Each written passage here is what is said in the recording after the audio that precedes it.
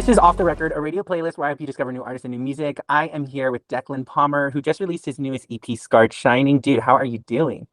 I'm doing great. How are you? I'm good. I'm excited to yap with you. I'm really curious.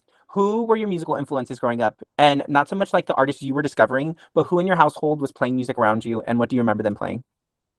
My mom would play a bunch of like Michael Jackson. He's like my top favorite artist probably. And then my dad would play like a lot of like Nirvana, like bands like that, like Pearl Jam. Yeah. So I was like Oh, listening to they like were a lot of, like, like all, yeah, that's cool. They were like really rocking out with you, huh? yeah, a lot of like all alternative like rock and then like pop. 'Cause, oh yeah, my mom loves like Earth, Wind and Fire and stuff. Yeah. Yeah. Do you remember like who some of the first artists you discovered for yourself were?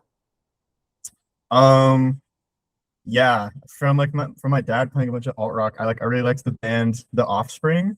Mm. Um, who else did I discover for myself? Um, I feel like Justin Timberlake too for some reason. Oh, that's a good one.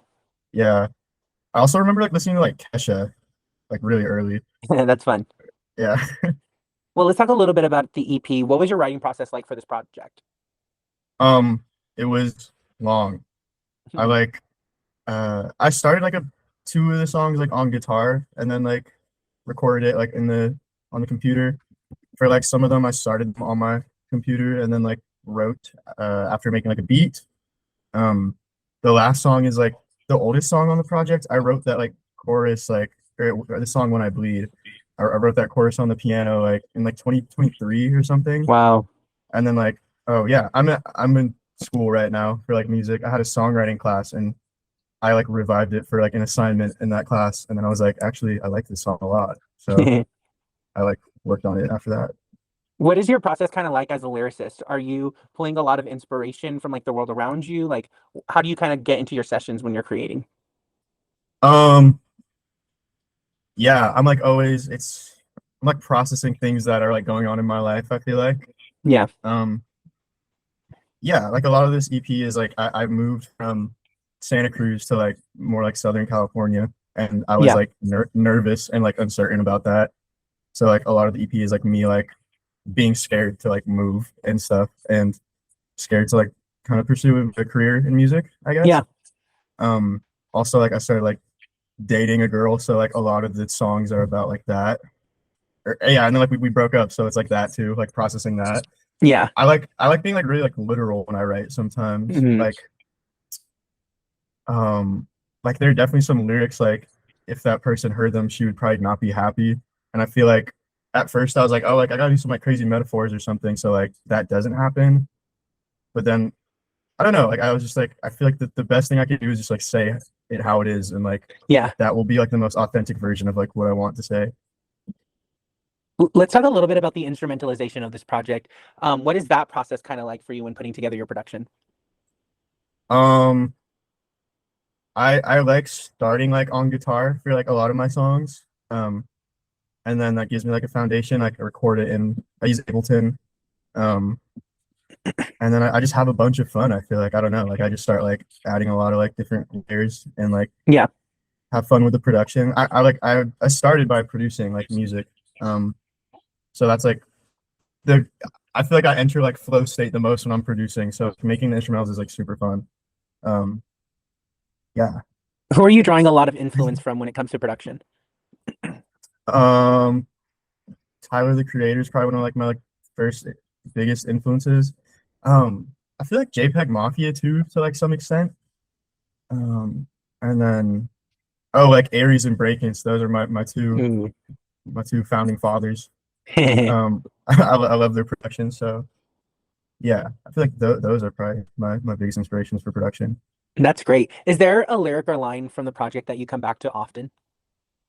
Um, yeah, on Tell Me the Answer, uh, uh, spend all my time rotting in my room in LA or the mountains in Santa Cruz. That's like my favorite That's line good. off the project, probably. Um, yeah, because at What are first you I hope? had sorry, No, go ahead. it was like spend all the time writing in my room, but then like I thought rotting was better for some reason. It's kind of Yeah. like interchangeable. All my time writing in my room or rotting in my room. What are you hoping audiences take away from the project as a whole? I don't know that I really care about like my craft and like music, and I'm going to keep making great projects like Scarred and Shining, and they're only going to get better from here. Um, I don't know. I hope they like hear me being like bold and authentic and unique and like see themselves in it a little bit, or like Yeah. yeah, and like use it in their life. I think. Where does the title for the project come from?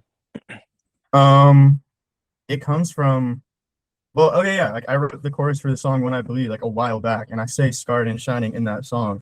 So that was the first time like I wrote that line, and then I think just when I was working on the EP, I was like, I feel like this is like this could be the EP name, like "Scarred and Shining." It just feels like it like summarizes all the songs. Like a lot of it is like I don't know, like the I went through kind of like a rough relationship, so like that left me feeling like scarred. But then like towards Yeah. the end of working on the EP, like I have all these songs, and I'm like I'm doing pretty good actually. I'm kind of shining right now. Um, it's just like to me, it's like these things kind of have to like coexist. Like you can't be like shining without being scarred first. Is like Yeah. how I think about it. Yeah, I love it. It's kind of like the phrase like you have to go through the pain or you got to go through the rain in order to see the rainbow, you know? yeah, definitely, Well, what are definitely. three songs from three other artists we should be listening to? Okay, should be listening to "Clean" by Samantha Franks. Um, banger, banger of a song. Mm. I'm a little biased because I produced it and she's my friend, but it's a fire song. Um, "Two" by Van Robson. It's like a super. It's kind of like Gene Dawson-y type. Oh, Like okay. yeah, it's kind of like almost like pop punky. I feel like um, it's nice. I love that song. And then "Skin" by Go for Broke. Ooh, it's a Yeah, good one. those are my that's my three. Well, Declan, thanks so much for coming and chatting with me today. I really appreciate it. Of course. Thank you. All right. I hope everyone enjoys my favorite track on the project. Here is Tell Me the Answer.